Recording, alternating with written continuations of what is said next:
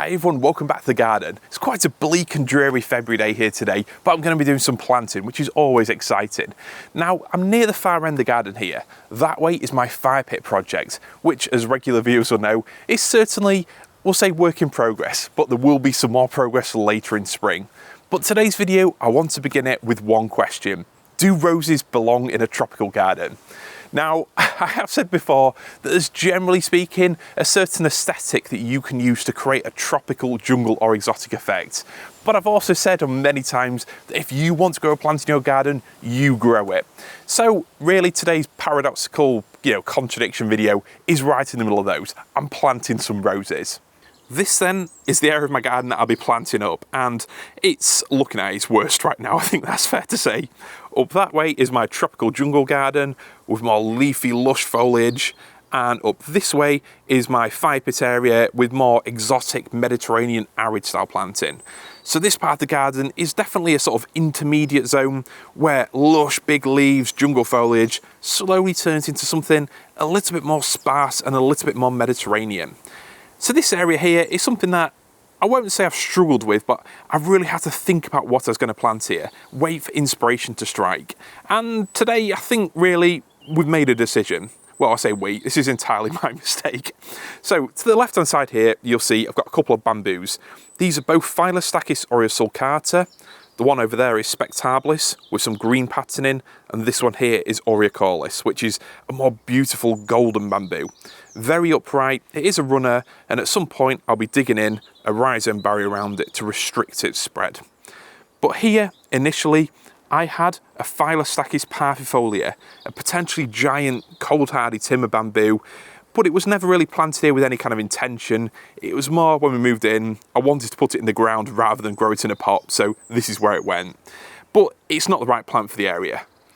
This end of the garden here, as I look this way, we're basically looking south. So there's beautiful sun, you get the evening sun passing all the way overhead here, sort of mid-afternoon there, evening over there. It's a beautiful spot. It's somewhere you pass through as you're walking along the garden, and really it deserves some properly beautiful planting. So why roses?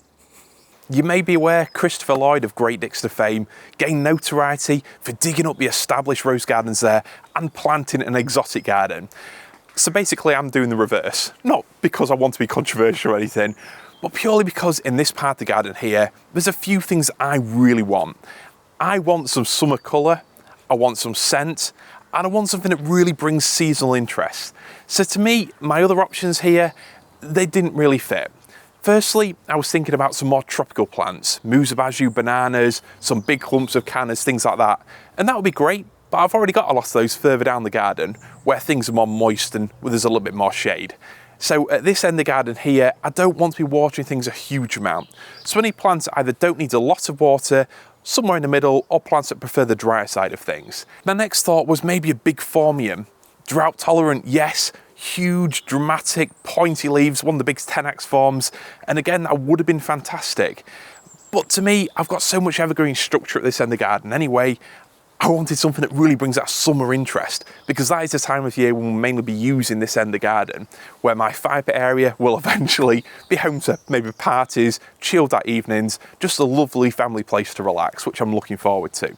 So that option really went away. The third option would have been to have some more big palms in, really lean into that huge exotic Mediterranean look. But I didn't want to take too much of the sky away. I wanted slightly lower planting, tall enough so it does provide a bit of screening to the fence behind, but I don't want anything hugely towering, and I've also got a lot of palms over there already, so I wanted something to really break up that pattern and mirror the bush structure of the euphorbia just over there.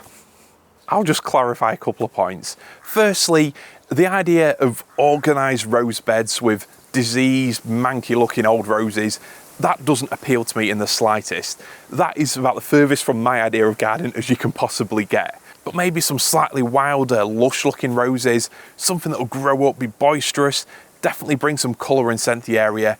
That's definitely something I can get into. And the second point is, well, colour. I've made a load of different videos all about tropical and jungle garden design, themes for planting, and probably the one key point I keep mentioning when it comes to colour is that to really create a tropical effect, you've got to have bright, bold, punchy colours. if you have too many whites and pinks in the garden, it can really lend itself to that sort of cottagey type effect, which is fantastic, but it can detract sometimes from that really over-the-top flamboyant tropical look, which to me is what it's all about. So I've chosen roses which completely fit that colour scheme. So definitely there is going to be a rich tropical element to them, but I think really there can be a really interesting experiment for this part of the garden here. Something very colourful that you'll see in the distance as you're walking through, and something that hopefully will bring amazing scent to the garden in the summer months when we're using this part here. So am I a tropical garden sellout? Am I just going soft in my old age? Am I deliberately trying to be controversial? I'd like to think none of those things. This is simply an experiment, and I'd like you all to take a leap of faith and trust me with this one. But ultimately, I am making a video trying to justify my own decision, but I think really this group of plants will look fantastic. So anyway, let me tell you a bit more about the plants I've chosen for the area and how I'm going to lay them out. So here are my bare root roses, which came yesterday. And you might be thinking it's February, is that the right time to do it? Well, generally speaking, bare root roses, they say from November through to about April time here in the UK. Generally speaking, as long as the ground isn't completely frozen or waterlogged, and here it's pretty good, it's a good time to do it. So I'm banging the middle of rose planting season, and it's more really a case of getting them in the ground so these roots got time to establish before any hot, dry weather. Now, the most important thing is to put them to soak before you plant them. So these have been in this bucket of water all morning. The roots were submerged, I've just got them out now.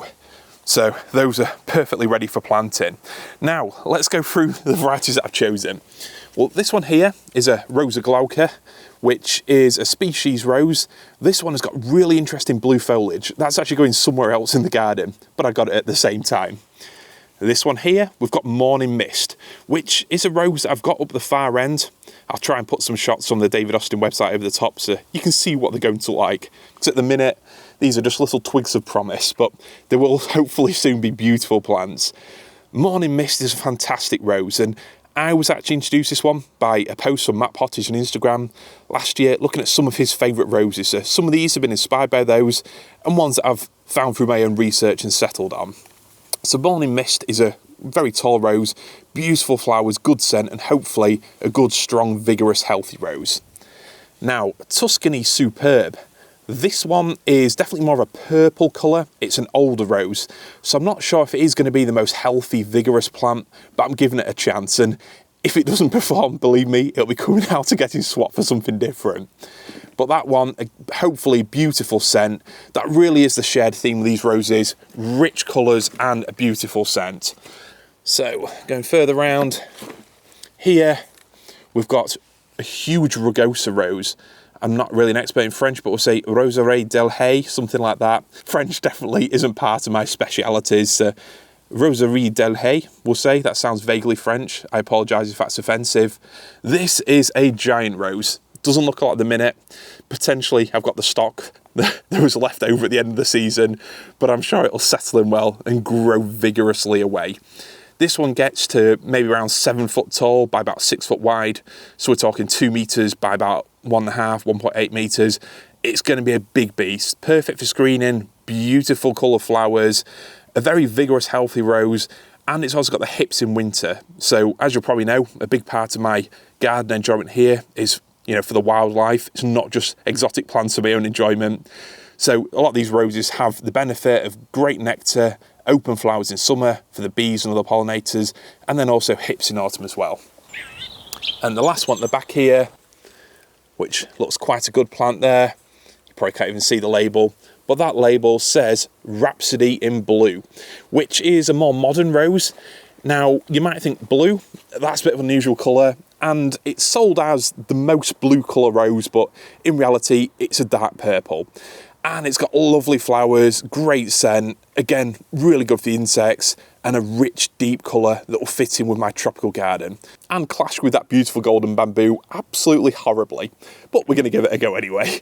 You might be wondering why I've got these pots and the bucket on the ground, or you might have worked it out by now. There's 4 roses going in this area here, and it's a good idea when you plant up a new border, whether it's exotic plants, cottage garden plants, perennials, shrubs, whatever it is, if you're going to be planting a lot at the same time, just use something, if they're not in pots already, to sort of represent where they're going. So then visually you can see how the area is going to come together. You don't want to start planting one thing immediately before you've laid the whole border out and then suddenly realise that you've not left enough space or everything's too cramped. It's very easy to do. So my general thinking here is there's 4 plants, which does get at my OCD a little bit because generally speaking things look better in odd numbers, but these plants, they'll grow that big that I don't really think you'll see them individually too much anyway. So at the back corner there is going to be the huge French Rugosa Rose. That in time will be just a bit taller than that fence. Now all these roses, in terms of conditions, they all prefer a good amount of sun. They prefer a nice rich soil that's adequate in moisture but also well drained. That, you know, tricky combination that we all aspire to get as gardeners. And this soil here isn't too bad. Now, as you can see, there's a decent amount of sun for that rose there. It'll certainly get its fair share, so it should do really well there. It'll screen that fence nicely, screen the garage there, and also it'll tie in nicely with the brambles next door, which is always a goal. For that spot there, I'm thinking maybe the Rhapsody in blue. So you see those beautiful purple blooms as you're walking up the garden. That's the one that's going to hit you first. Here, there's going to be the beautiful Tuscany Superb old rose. Again, a slightly smaller one. The front two only get to about 4 foot tall. Then at the back there is Morning Mist, which really is a fantastic rose. A very strong grower, tall growing to about 6 foot tall. So again, just a bit taller than those panels there, which are 5 foot, I believe. And it's got beautiful red, dark, sort of salmony coloured flowers. So really, all the flowers of these roses fit that sort of jewel-like, tropical, rich, exotic vibe. I think the foliage is going to be interesting. It's not necessarily conventional rose foliage. With the Rugosa, that's very lush green colour. That'll look fantastic there. With the others, they are slightly more conventional rose foliage, but let's see how it goes. It is a bit of an experiment after all. But I think personally, as you're walking down the garden, you're not really going to see this view here head on too much. All you're going to see is the colours popping out from behind this bamboo. And as you walk past into the fire pit area, you're going to get a shot of that beautiful scent.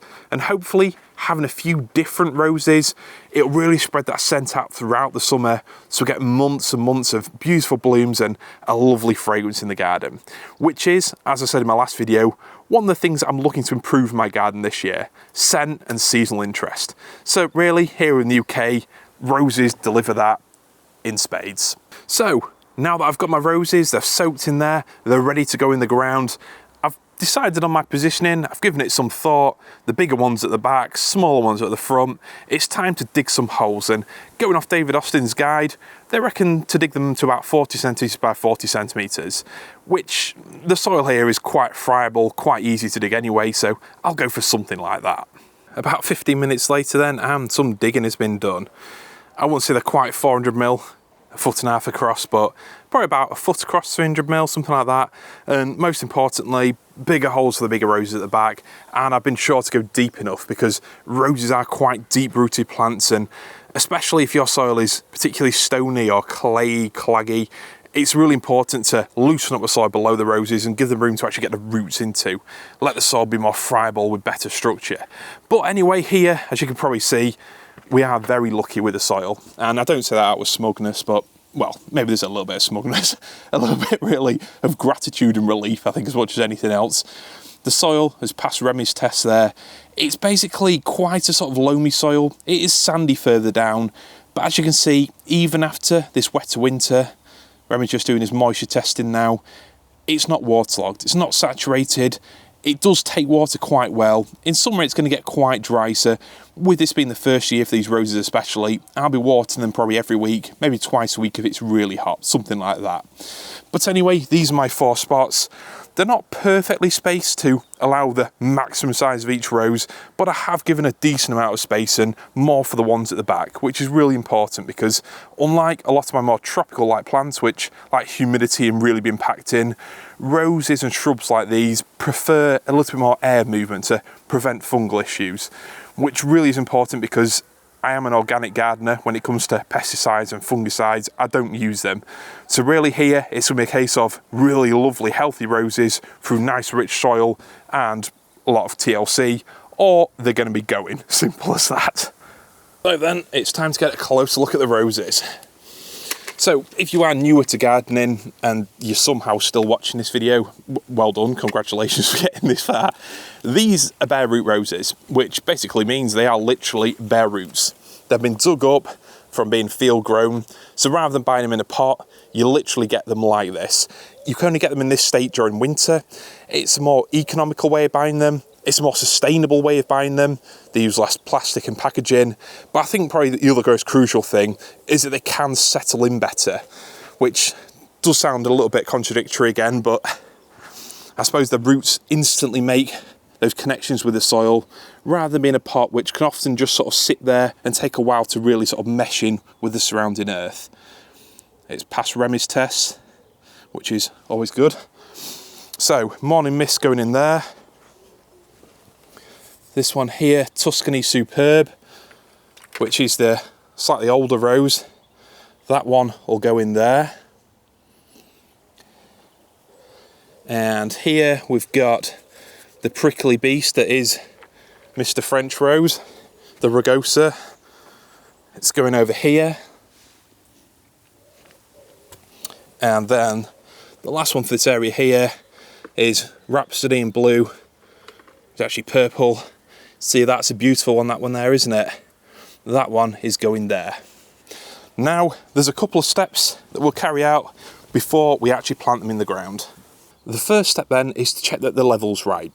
Now, this is something where you might hear different advice, but I believe the modern thinking is you want that part of the rose there, which is essentially the base of all these stems. You've got the rootstock below it on some grafted roses, then you've got the new fresh growth above it. You want this bit here where my thumb is about 2 inches or 50 mil below the surface of the ground. So as you can see there, that hole isn't quite big enough for this rose, so I'll dig it out a little bit more before I plant it. So that one can just nip back in there for now. Stay moist. You don't want these smaller roots drying out before they've had a chance to get in the ground. That one looks about right. That one can sit well. I can fit that one in there. And the same with the other two. So first things first, I'll get the hole behind me dug a little bit deeper, and then we're ready to get some roses in the ground. You excited, Remy? Nope, couldn't care less. So that hole's dug out a little bit more now, and you can see at the base there, that's a sort of sandy soil, which is generally speaking in a couple of feet below the surface. So we are really lucky here with the soil that we've got. You can see some cherry tree roots passing through there, which come from these self-sown cherry trees here. Not sure if they're going to stay there long term, but none of my business, so hopefully these plants get as much sun as they possibly can. I have taken out a few weeds on the way, including beasts like this one here. This area, I think presumably because of the rich soil and sandy base to it, is very good for growing root vegetables like weeds. And last year I definitely got a few dandelions that I could have easily entered into the village show and won maybe third prize in the parsnip competition. But anyway, the weeds are out the way. Usually I don't generally dig areas. The soil here is pretty good, but with this area having quite a few weeds, especially nettles in it, I did give it all a quick digging over and just ripped out any roots I could find to make my job easier later in spring. But usually I'm a bit of a no-dig gardener. I dig a hole for the plants that I'm putting in and then use mulch to add to and improve the soil around them. So I guess before these plants dry out in the wind, it's time for the next step, which is mycorrhizal fungi, or fungi, whatever you want to call it. Personally, I prefer fungi because it allows a lot more bad dad jokes. So today's video is very amateurish, as you can probably guess, but this is mycorrhizal fungi, which, yes, I bought the premium stuff in a little pack. Largely speaking, I imagine a lot of it's the same, so you can probably buy it more economically in larger tubs, but one pack like this does 3 roses. And if you haven't heard of it before, it's not all complete woo-woo nonsense. This basically bonds with the roots of plants that you put in the ground, mainly shrubs, trees, longer-term plants, and it helps create a relationship with the fungi within the soil. And what that means is it's basically a way of helping the natural process, the natural networks, and it allows a plant to have we'll say a more resilient life in the ground. And that can often mean a case of water being transported to the roots easier, nutrients. There's a lot of it that we don't fully understand yet, but we know that plants have a better relationship with the fungi through the roots, have a healthier, more resilient life, and can cope better with periods of drought and stress, which is definitely something we'll see more of going forwards. So what I'm going to do is literally get the roses before I actually settle them into the ground. dip them into the water just a little bit, because it's easier to put the fungi on when you've got wet roots. It's not for you, Remy. And then sprinkle it across the roots. And I'll probably do this without the camera, because otherwise it's going to be very messy and I'll waste loads. But the general gist of it is that you want as much as possible covering those roots. You want as much contact with them as possible. And then it's time to plant the roses. So, fungi on, as you can see. I probably actually found tip for this is basically don't be shy about it. Give it a good sprinkle, get loads covering the roots, get all that dust over them, and now these plants are ready to be firmed into the ground. So all I'm going to do, I'll probably have to put the camera away while I do this, but is get each rose, make sure that that graft there, the joint between the roots and the stem, is a couple of inches below the ground level. I'm going to make sure that the roots are spread out nicely, not pointing upwards, and then I'm just going to slowly fill the soil around it until it's level with pretty much where my fingers are there. And then the roses will be planted. It is as simple as that. There's so many jobs like this that you might immediately think, I can't do that. But when you break any gardening job down, it really is as simple as have a go, a little bit of research, and just go for it. So on that note, let's go for it. Another 10 minutes or so then, and we are about there. What I found is the easiest method is basically just to, with my gloves on, push as much soil as I could into the hole myself, because that way you can hold the rose steady with your other hand and ensure you're not going to snap any of the roots. You can just gradually push it in, firm it down slightly with your hand, and get a better sort of overall feel without pushing and risking sort of disrupting, snapping the root system itself. So as you can see, they're now in the ground, nicely spaced out, but remember, some of these, in particular the back two, are big roses. The Rugosa is going to fill, hopefully, this whole area up to here. Morning mist, again, a 6-footer up to there. The front two are going to be around 4 foot by 4 foot, something like that. So it should hopefully be quite a nice proportion border, with the front two growing mainly out this way. And I've not been too worried about the exact way I've orientated the stems themselves, because each root is going to push out more and more stems, and overall the way that they're actually pointing right now won't really affect how the plant itself is going to look in summer. So that's the 4 roses in the ground. The next step is to slowly firm them down very carefully using my size 12 or work boots, not putting all my weight on it, but just let you firm it down a little bit and then give them a good watering in. So I'll probably just do this myself. Say if you're watching it, there's no fancy montages today. I'll just get it done and then show you how we finished them off and set them up for the year ahead.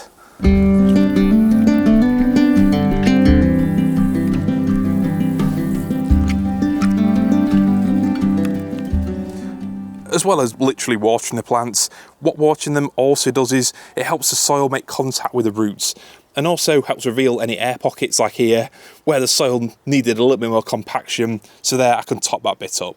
So what I might do now is just add a circle of farmyard manure, soil conditioner, something like that, just around each rose, just to help trap that moisture in.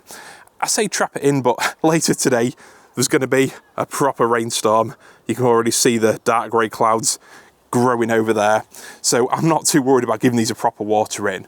But if you are planting your roses later in winter or very early spring, then potentially you need to be more on top of the watering and really give them a proper soak when you put them in, because although the UK weather can definitely be rainy, quite rainy for months on end, we can also have potentially dry periods in spring, and you want to give the roses the best start possible. So let's get some manure put around them to really finish the job off. And there we go, soil conditioner down. I had a spare bag of well-rotted farmyard manure.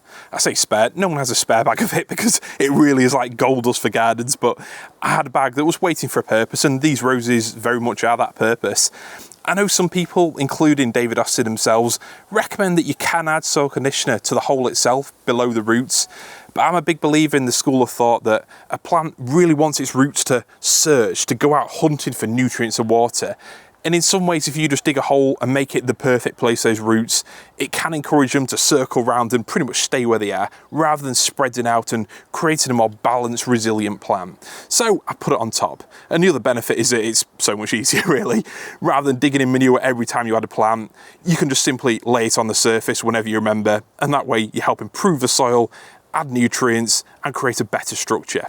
So that's done there. What will I be doing now? At the end of March, I'll be feeding the roses and then giving them a more thorough layer of manure, soil conditioner, over a wider area, the whole border, to help really improve the soil, lock in the moisture and keep the competition from the weeds down.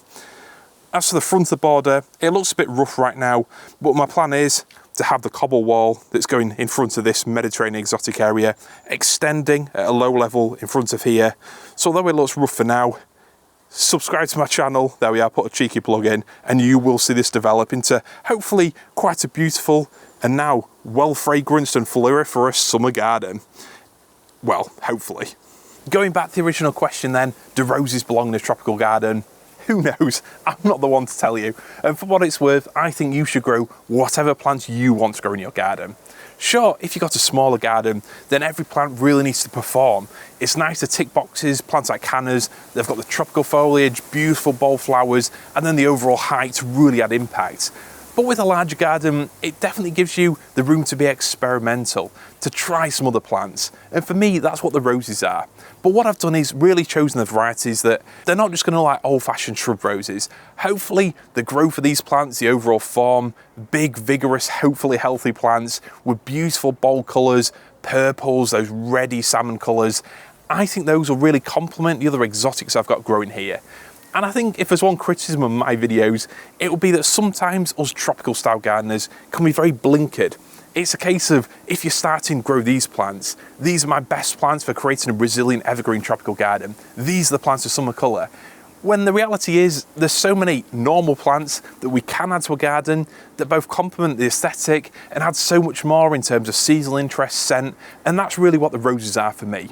So maybe I am going soft in my old age. Maybe it's because my old childminder who looked after me when I was very little, she loved roses. And I've actually got a rose from her growing at the far end of the garden, along with a glauca and a morning mist that I planted last year. So that was the reason for those, but I've chosen to really expand on that rose theme. The other factor has to be the scent. At this end of the garden, with this expanse of sky above us, and hopefully lots of summer sun on the way, it's really going to be a great place to enjoy, to spend family time, to have friends around, do all that kind of thing. So scent has to be a big part of the overall appeal of the garden. I don't like the idea of a garden purely being static, and the seasonal interest that flowers bring isn't just restricted to the visual enjoyment. Here at this end of the garden, those roses will add to the summer scent of the eucalyptus, which really is phenomenal. We've got the euphorbia John Phillips, that has a fantastic scent earlier in the year, as well as other annuals and plants that I'm growing to really add a certain something to the air. So I think really these roses will be a fantastic addition to the garden. But as I've said, I'm not telling you to plant them, and I'm just experimenting with it myself. But let me know, are there any unusual plants in your garden which definitely don't scream exotic, but you wouldn't be without in your tropical style garden? Are there any normal garden plants that you want to add to your garden this year that you think will fit in absolutely perfectly with your summer tropical theme? Let me know, I'd be intrigued to know. But a big thanks to you all for watching, and I'll see you in the next video. See you later.